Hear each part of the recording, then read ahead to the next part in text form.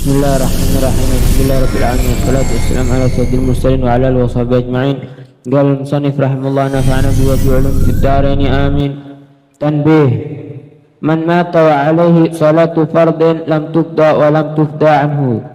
Wa fi qawlin innaha tuf'alu anhu. Awsa biha am la. Hakahu al-Abbadi 'an Syafi'i li khabarin fihi wa fa'ala bihi as-Subuki 'an ba'di aqaribihi. Wa yu'maru dhu siba dzakarun aw untha mumayyizun bi ansara ya'kulu wa yashrabu wa yastanji wahdah ay yajibu ala kullin min abawah wa in ala thumma al-wasiyyi wa ala malikir raqiq ay ya'murahu biha ay as-salati walau qada'an wa bi jami'i syurutiha li sab'in ay ba'da sab'in minas sinin ay inda tamamiha wa in mayyaza qablaha wa yanbaghi ma'a sighatil amri tahdid wa yudrabu darban ghaira mubarrihin wujuban man dhukira 'alaiha ay 'ala tarkiha walau qada'an aw taraka syartan min syurutiha li 'ashrin ay ba'da istikmaliha lil hadits sahih murus sabiyya bis salati idza balagha 7 sinin wa idza balagha 10 sinin fadribuhu 'alaiha ka sawmin ataqahu fa innahu yu'maru bihi li 7 wa yudrabu 'alaihi li 10 kas salah wa hikmatu dzalika at-tamrinu 'ala al-ibadah liyata'awwadaha fala yatrukaha ila akhir ma qala radhiyallahu anhu. Bismillahirrahmanirrahim. Tambihun. Man mata wa alaihi salatu fardin lam tuqda wa lam tufda anhu. Barang siapa yang meninggal wa alaihi dan wajib bagi dia salatu fardin, salat wajib, lam tuqda lam tufda anhu, tidak bisa diqadai, walam tufda dan tidak bisa dikeluarkan fidyah anhu darinya. Maksudnya jika orang meninggal sedangkan dia dalam keadaan meninggalkan sholat, ada kewajiban sholat yang belum dikerjakan, tidak bisa diqadai oleh ahli warisnya, keluarganya atau yang lainnya, dan juga tidak bisa dikeluarkan fidyah darinya. Itu pendapat yang mu'tamad.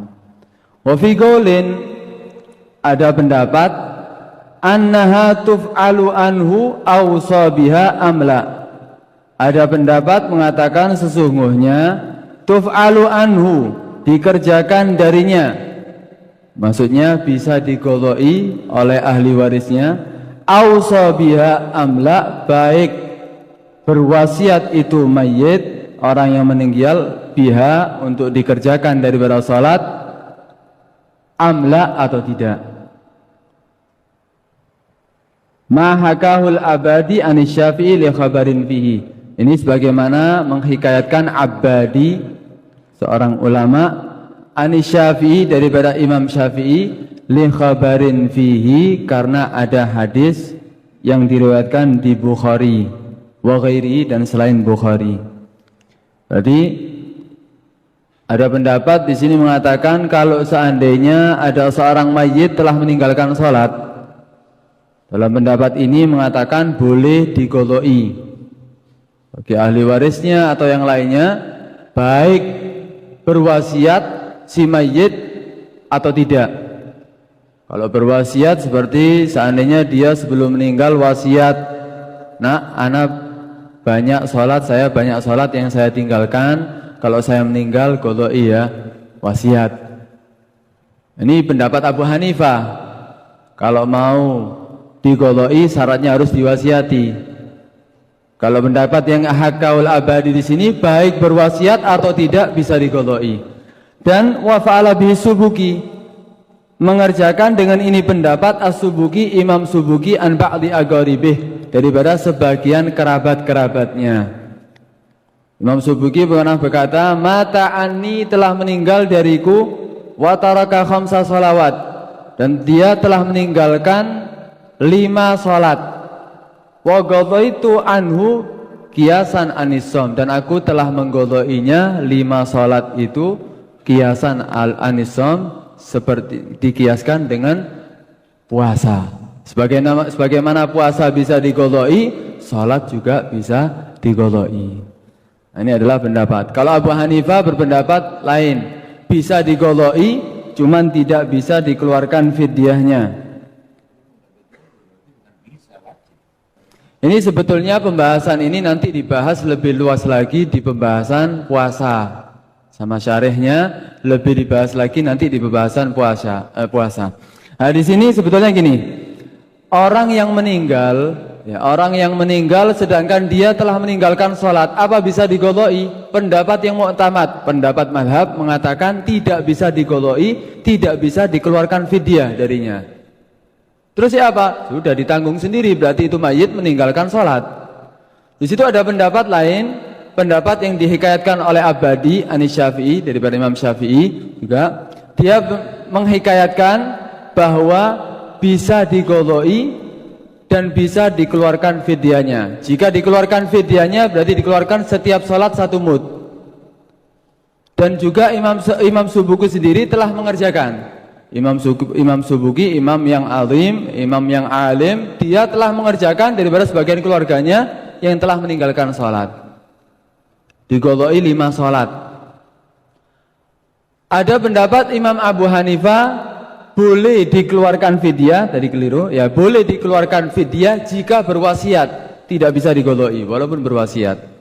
Boleh dikeluarkan fidyah, cuman dalam mazhab Imam Abu Hanifah mengeluarkan fidyahnya nisfu sa', bukan mud. Kalau nisfu sa' itu arba amdad. Kalau nisfu sa' berarti 2 mud. Itu pendapat Abu Hanifah. Ada pendapat yang lain, Naqala Ibn Burhan anil Qadim.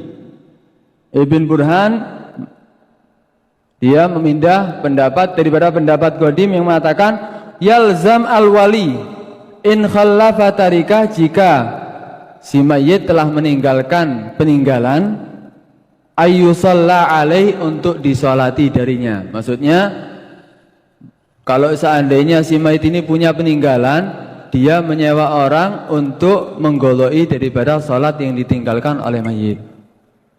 Di sini pendapat ya banyak, dan pendapatnya juga kuat karena memang banyak yang meninggalkan sholat ya karena sakit ya atau karena yang lainnya. Nah, ini bisa mengambil daripada pendapat yang ada karena pendapatnya juga boleh dipakai.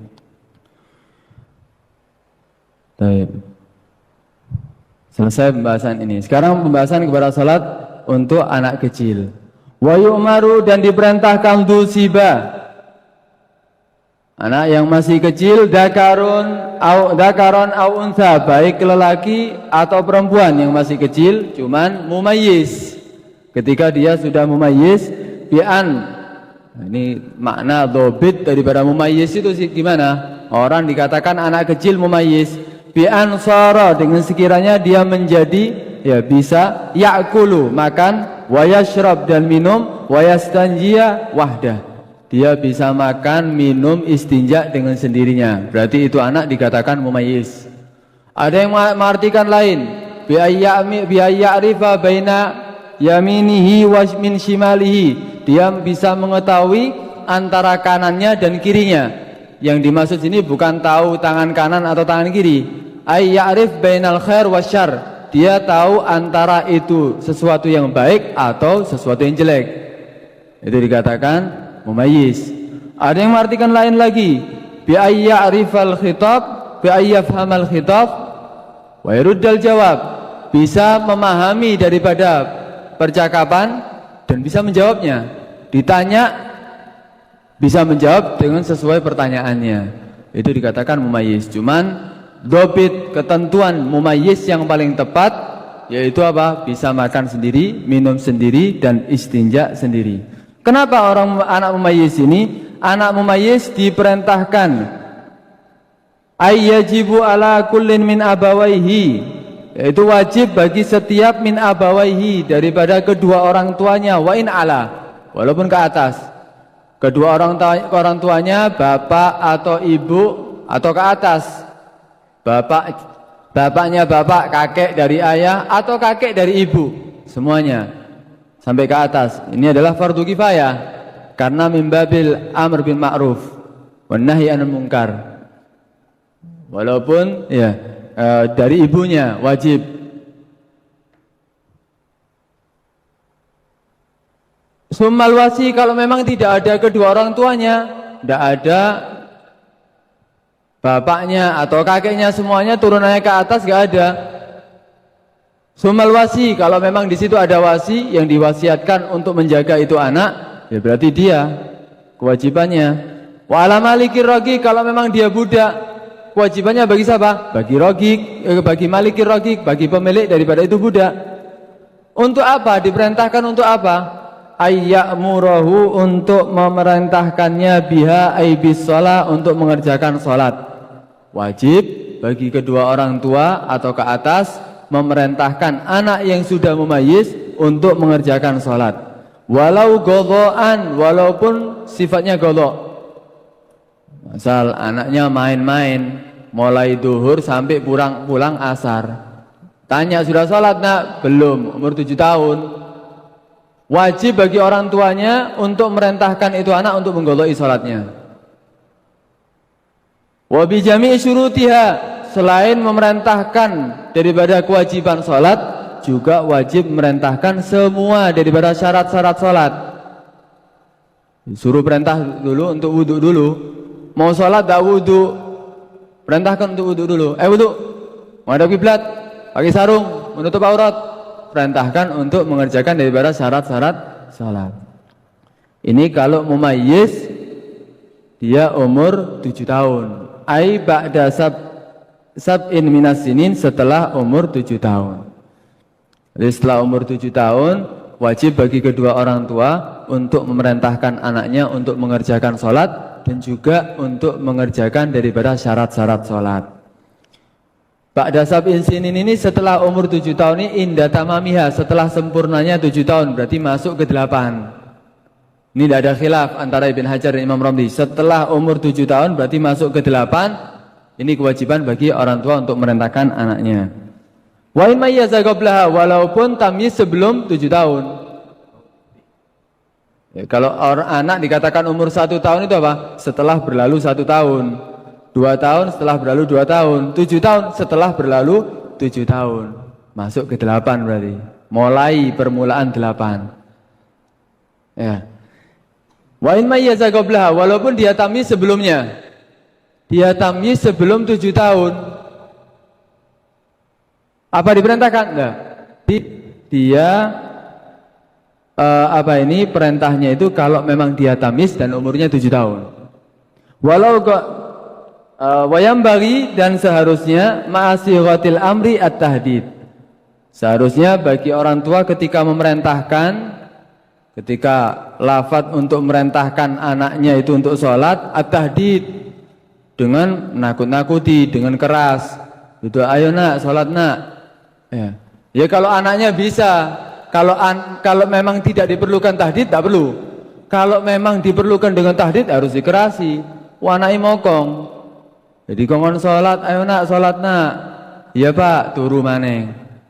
Ya, kerasi, sholat. Gebuk gini kok. Nah, dikerasi, ma'at tahdid. Wa yudrabu dorban ghairu mubarrih, dan dipukul dorban dengan pukulan ghair mubarrih, ghair mu'lim, dengan tanpa melukai, dengan tanpa membuat sakit, wujuban secara wajib, mimman dzukir, bagi orang yang telah disebutkan, yaitu kedua orang tuanya. Kalau memang tidak ada berarti wasinya ya yang diwasiatkan. Alaiha ay ala tarkiha, dipukul itu anak daripada meninggalkan salat, ay ala tarkiha. Walau qadhaan, walaupun itu salat qadha. Au taraka, atau meninggalkan syartan, satu syarat min syurutiha, daripada syarat-syarat salat. Itu kalau umurnya li asyrin, ketika umur 10 tahun. Jadi kalau umur 10 tahun dia meninggalkan sholat, dipukul. Siapa yang wajib mukul? Kedua orang tuanya. ayahnya atau ibunya wajib. Maksudnya umur 10 tahun ini apa? Nah, di sini ada khilaf antara Ibn Hajar, Imam Romli. Kalau Ibn Hajar mengatakan ba'da istikmaliha, setelah sempurna 10 tahun. 10 tahun lebih. Kalau pendapat Imam Romli 9 tahun sempurna masuk ke 10. Permulaan 10 di situ sudah wajib bagi dia untuk merentahkannya. Kalau tadi untuk 7 tahun tidak ada khilaf. Setelah sempurna 7 tahun masuk ke 8, jalan 8 tahun, di situ tidak ada khilaf. Kalau untuk umur 10 tahun di sini ada khilaf antara Imam Ibn Hajar dan Imam Romli. Wajib dipukul. Kenapa? Li hadis sahih, karena ada hadis yang sahih, murus sabiyya, perintahkan anak kecil, yakni mumayyiz, bis salati, untuk mengerjakan salat idza balagha sab'a sinin, jika mencapai umur 7 tahun. Wa idza balagha 10 sinin, kalau sudah mencapai umur 10 tahun, fadribuhu 'alaiha, ay fadribuhu ala tarkiha, maka pukullah anak tadi 'alaiha, ay ala tarkiha, ketika meninggalkan salat. Jadi kalau seandainya umur 7 tahun, perintah wajib bagi kedua orang tuanya untuk mengerjakan salat. Ketika umur 10 tahun, jika meninggalkan salat wajib dipukul. Kasaumin atau gahu, seperti di sini kaflit tandir, sebagaimana puasa atau gahu yang mana dia mampu untuk mengerjakannya. Anak kecil mampu untuk puasa, ketika umur 7 tahun wajib diperintahkan oleh orang tuanya. Ketika umur 10 tahun wajib dipukul jika meninggalkannya. Fa innahu yu'maru bihi li sab'in wa yudrabu 'alaihi li ashrin kas salati, sebagaimana kewajiban salat. Loh, kenapa sih kok wajib diperintahkan anak umur 7 tahun? Kok 10 tahun sampai dipukul? Kan kasihan, dia masih kecil, biarkan dia main-main. Tidak perlu diperintahkan. Hikmahnya untuk apa itu diperintahkan? Wa hikmatu dzalika at-tamrin 'alal ibadati liyata'awwadaha fala yatrukuha. Wa hikmatu dzalik, hikmahnya itu semuanya apa? At-tamrin, latihan. Pelatihan 'alal ibadah, untuk mengerjakan ibadah. Supaya apa? Liyata'awwadaha, supaya dia terbiasa untuk mengerjakan ibadah atau salat, fala yatrukuha, dan dia tidak akan meninggalkannya. Jadi mulai kecil dibiasakan untuk mengerjakan salat. Ketika dia dewasa sudah terbiasa. Kalau mulai kecil dibiarkan dia untuk meninggalkan salat, ketika dewasa bakal terus dia meninggalkan salat. Itu adalah hikmah daripada kewajiban bagi orang tua untuk merentahkan anaknya ketika umur 7 tahun, dan ketika umur 10 tahun jika meninggalkan sholat dipukul. Ada pertanyaan, biasanya ada anak yang mokong, ketika dia meninggalkan sholat dipukul. Dipukul tidak ada faedahnya sama sekali. Tidak ada faedahnya dia memukul kecuali harus melukai. Apa perlu melukai? Ya. Dapat Ibn Hajar Tuhfa mengatakan tidak perlu melukai, ditinggalkan. Lu tidak dipukul, tinggalkan, tidak usah dipukul. Tak bisa ini dipukul biasa, terus kebal, tetap baik dia meninggalkan sholat, tinggalkan. Kalau pendapat pendapat Bulgini, tetap dia dipukul, cuman ghair mubarrih, tetap dia dipukul. Tidak melukai, tidak sampai melukai. Kenapa? Dihukumi seperti had. Kalau ada orang minum khamar dipukul 40 kali. Ketika minum khamar pukul 40 kali. Minum khamar lagi dipukul 40 lagi. Minum khamar lagi ya tetap dipukul 40 lagi. Anak kecil ketika meninggalkan salat umur 10 tahun dipukul, wajib orang tuanya untuk memukul.